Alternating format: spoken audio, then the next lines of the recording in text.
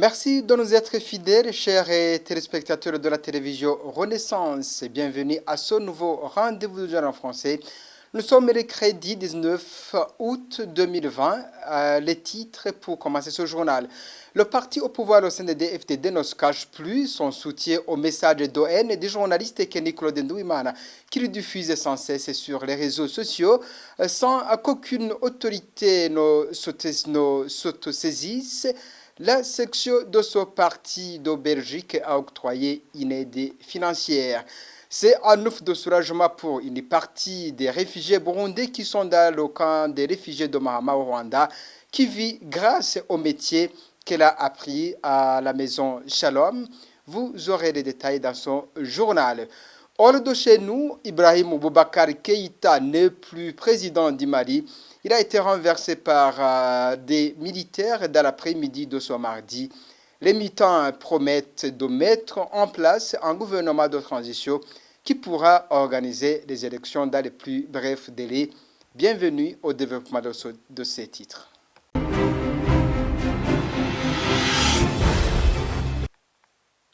Rebonjour, le parti CNDD-FDD assume et soutient publiquement les discours de haine de Kenny Claude Ndouimana. Les membres du parti au pouvoir résidant en Belgique ont envoyé de l'argent pour encourager celui qui divulgue depuis des années des messages appelant à tuer et à chasser les Tutsis du Burundi.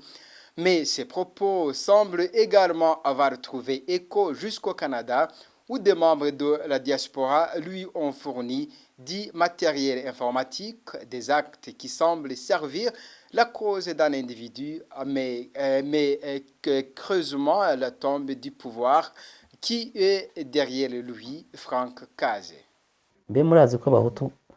Mais même s'ils nous tuent et ne prolifèrent pas, savez-vous pourquoi les Tutsis restent peu nombreux alors qu'ils ont versé notre sang à nous tuer et qu'ils continuent jusqu'aujourd'hui de nous tuer?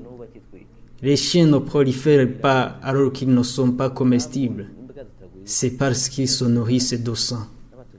Même les Tutsis ne peuvent pas proliférer parce qu'ils ont versé beaucoup de sang.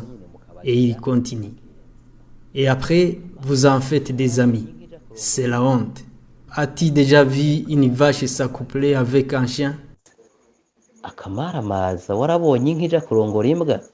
S'agit-il de ces propos et bien d'autres plus graves qui appellent à chasser et exterminer les Tutsis que le parti au pouvoir serait en train d'encenser? Le CNDD-FDD semble se retrouver dans les discours que Kenny Claude Ndouimana tient et diffuse sur les réseaux sociaux, surtout quand il demande d'être appuyé pour mieux faire son travail de dénigrement contre les Tutsis, qu'il qualifie d'ennemis des Hutus. Ce parti vient d'ailleurs d'en donner la preuve par la voix de sa section de Belgique, où les membres du CNDD-FDD viennent de lui envoyer de l'argent pour l'encourager dans cette tâche. Les Bagumyabanga de la section Belgique se sont sacrifiés dans leur pauvreté en se serrant la ceinture, en contribuant pour que le travail que je suis en train de faire puisse aller de l'avant. Que Dieu vous bénisse et vous rende ce que vous m'avez donné. C'est à Dieu que nous avons dédié la première place dans notre pays, le Burundi, dans notre constitution et dans notre bon parti, le CNDD-FDD. Pour la première fois, Kenny Claude Ndouimana vient d'évoquer son appartenance au CNDD-FDD. Cet appui des Bagumyabanga de la Belgique est la preuve que ce parti est derrière lui et démontre par là même que le pouvoir le soutient. Ceci explique par ailleurs pourquoi certaines institutions le craignent, à l'exemple du Conseil national de la communication qui prétend ne pas le reconnaître alors qu'il se proclame toujours journaliste dans toutes ses productions. C'est également le cas de Jean de Dieu Moutawazi, pourtant président de l'Observatoire de lutte contre le génocide. Lui semble même le soutenir puisqu'il dit que ce Kenny Claude Ndouimana n'existe pas sans pour autant condamner ses propos qui pourtant appellent clairement à exterminer l'une des parties de la population burundaise. D'autres qui soutiennent ce travail de dénigrement des Tutsis par Kenny Claude Ndouimana sont certains Burundais vivant au Canada. Ils viennent de lui faire parvenir un financement qui lui a permis de s'équiper d'un ordinateur pour lui permettre de mieux exécuter cette tâche. La raison est que nous suivons ce que tu diffuses sur les ondes. C'est parce que les Kaboulahés t'ont dénigré et les Burundais vivant au Canada se sont dit qu'ils ne peuvent pas te laisser entre les dents de l'ennemi. Nous avons alors décidé de t'appuyer parce que ce que tu dis, C'est ce que nous pouvons tous dire, mais toi, tu le dis bien et tu nous fais honneur.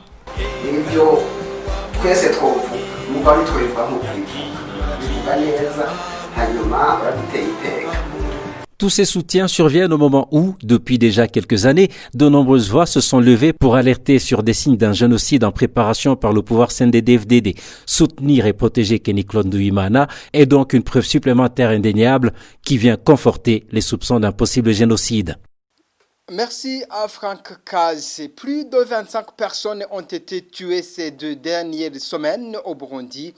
Certaines d'elles ont été calcinées, d'autres ont été tuées à la grenade et d'autres encore sont portées disparues après leur arrestation par les membres des corps de sécurité. Le mouvement d'action patriotique MAP Burundi Buhire s'inquiète de cette situation d'insécurité malgré les slogans rassurants du régime Ndayishimiye Evariste. Emery Pacifique Igiraneza, président de ce mouvement, demande aux autorités burundaises de garantir la sécurité des citoyens si cela n'est pas la politique du nouveau gouvernement d'Evariste Ndayishimiye. On l'écoute.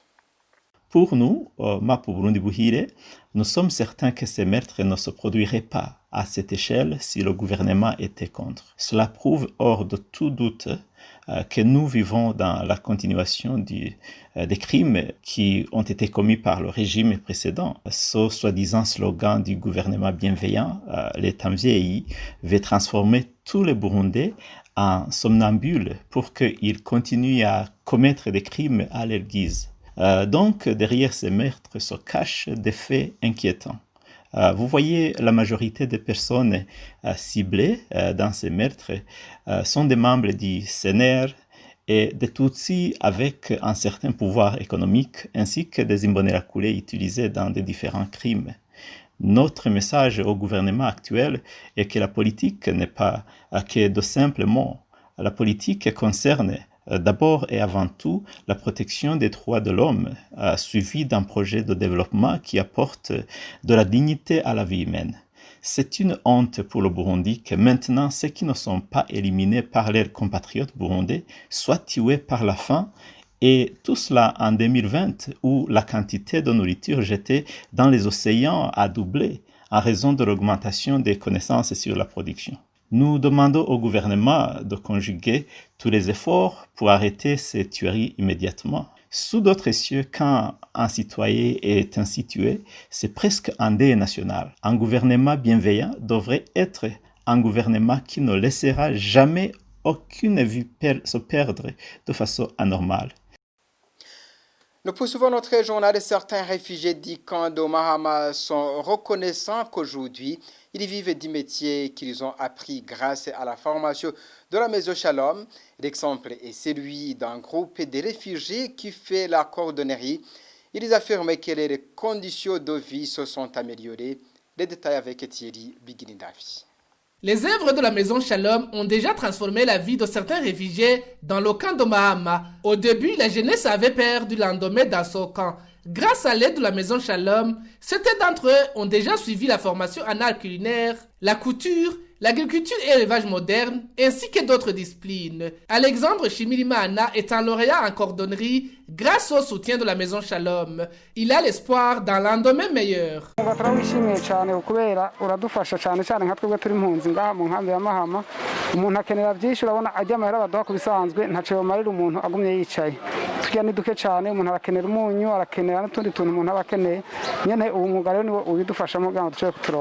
Dans ce programme de formation aux réfugiés, la Maison Shalom encourage les femmes à briser le mythe qui réserve certains métiers aux hommes dans la culture burundaise. Emery Nilankunda est l'une des femmes réfugiées à Mahama qui a répondu à l'appel de la Maison Shalom. Elle fait la cordonnerie.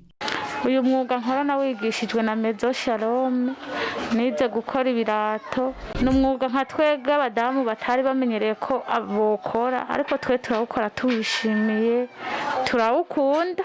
Maison Shalom turayishimira cyane, yaradufashije. Nk'ibi nari numva umenga nta hantu nozoronka umuntu abinyigisha cyangwa ngo njijuke mu mutwe shobore gukora aka kazi ariko baradufashije batuba hafi mu gihe twari twihevye Maison Shalom turayishimira cyane. Dès sa création pendant la guerre civile au Burundi en 1993, la Maison Shalom s'est donnée pour mission de créer une nouvelle génération capable de briser le cycle de violence. Même aujourd'hui, en exil au Rwanda, la Maison Shalom continue cette mission. Au Burundi, suite à la crise de 2015, les activités de la Maison Shalom ont été suspendues depuis le mois de novembre de la même année. Elle avait déjà accueilli, éduqué et réinséré dans leur communauté plus de 50 000 orphelins et autres enfants défavorisés. Nous poursuivons notre journal avec cette actualité hors de chez nous. Le président malien Ibrahim Boubacar Keïta a été renversé par un coup d'État. Les militaires qui ont pris le pouvoir affirment vouloir mettre en place une transition politique des civils qui devront conduire à des élections générales dans un délai raisonnable, n'est-ce pas Bertrand Gendakoulou? Le président malien Ibrahim Boubacar Keïta a annoncé sa démission dans une intervention télévisée filmée au camp militaire d'Okati où il avait été amené après avoir été arrêté par des militaires mardi soir. Dans une allocution diffusée par la télévision nationale ORTM, Ibrahim Boubacar Keïta a annoncé sa démission et la dissolution du Parlement et du gouvernement. Je voudrais, à ce moment précis, tout en remerciant le peuple malien de son accompagnement au long de ces longues années, de la chaleur de son affection, vous dire ma décision de quitter mes fonctions, toutes mes fonctions à partir de ce moment. Et avec toutes les conséquences de droit, la dissolution de l'Assemblée nationale et celle du gouvernement. Ibrahim Boubacar Keïta, le président sortant malien, a été amené par des mutins en fin de journée mardi au camp d'Okati, à une quinzaine de kilomètres au nord-ouest de Bamako, là où, 8 ans plus tôt, avait démarré une autre mutinerie qui avait fait chuter le président de l'époque, son prédécesseur, Amadou Toumani Touré. Ce dernier, surnommé ATT, était parvenu à fuir le palais présidentiel de Koulouba, situé entre Kati et la capitale, et avait gagné clandestinement la Guinée avec l'aide de quelques fidèles. Ibrahim Boubacar Keïta, lui, n'a pas eu cette chance. Il a été arrêté à son domicile du quartier de Sébenikoro, tout comme son premier ministre Boubou Cissé, avant d'être conduit au camp de l'armée de terre, alors que des scènes de joie éclataient dans les rues de Bamako à la nouvelle de la chute de l'homme élu en 2013, quelques mois après le coup d'État et réélu en 2018, mais fortement contesté depuis quelques mois, au point que les observateurs jugeaient ces derniers temps son pouvoir extrêmement fragile. Mais alors, comment les Maliens ont accueilli ce changement de régime dans les pays? Jean-Marie Naïmera, en Burundi, vivant au Mali, parle d'un sentiment de joie mêlé d'inquiétude. Selon lui, le peuple malien redoute en effet de la bonne foi des Maliens à remettre le pouvoir aux civils. Suivez son témoignage. Bon, aujourd'hui, on peut dire que les gens sont tiraillés entre l'espoir de nouvelles institutions, mais aussi la peur. L'espoir parce qu'on dit que les gens, par exemple, qui disaient que le gouvernement passé était incompétent, pensent que bon, ce coup d'État sera un nouveau départ pour de nouvelles institutions. D'abord une transition et puis de nouvelles élections qui permettront de mettre en place de nouvelles autorités plus légitimes et élues par la population. Mais en même temps, il y a la peur, parce que partout où il y a le coup d'État, on ne peut jamais savoir ce qui va se passer après. Les militaires peuvent décider de garder le pouvoir, ce qui n'est pas bon. Et puis la communauté internationale et la CEDEAO menace de sanctions au nouveau pouvoir, ce qui risque de compliquer la vie de la population qui vivait déjà dans les conditions difficiles. Donc on peut dire qu'on a peur que la situation peut se détériorer. Donc il y a ce tiraillement entre la peur et l'espoir d'un avenir meilleur. Et avant de clore ce journal, les 4 reporters du journal Iwachu sont emprisonnés depuis 303 jours dans la prison de Bubanza. Ils ont été condamnés par le tribunal de grande instance de Bubanza. La cour d'appel de Nahangwa a confirmé la même peine de 2 ans et demi de prison et une amende d'1 million chacun. Ils ont été arrêtés le 22 octobre 2019 à Bubanza. Ils se rendaient en commune de Musigati pour un reportage sur les affrontements qui opposaient des rebelles et les forces de l'ordre. Christine Kamikazi, Agnès Ndirubusa, Terence Mozenzi et Jide Hadelimana sont accusés de tentatives d'atteinte à la sécurité intérieure de l'État. Les organisations internationales des droits de l'homme et des journalistes demandent sans cesse les libérations parce qu'ils sont en prison pour leur métier. Voilà, c'est ici que fait ce journal. Merci de nous avoir suivis. Au prochain rendez-vous.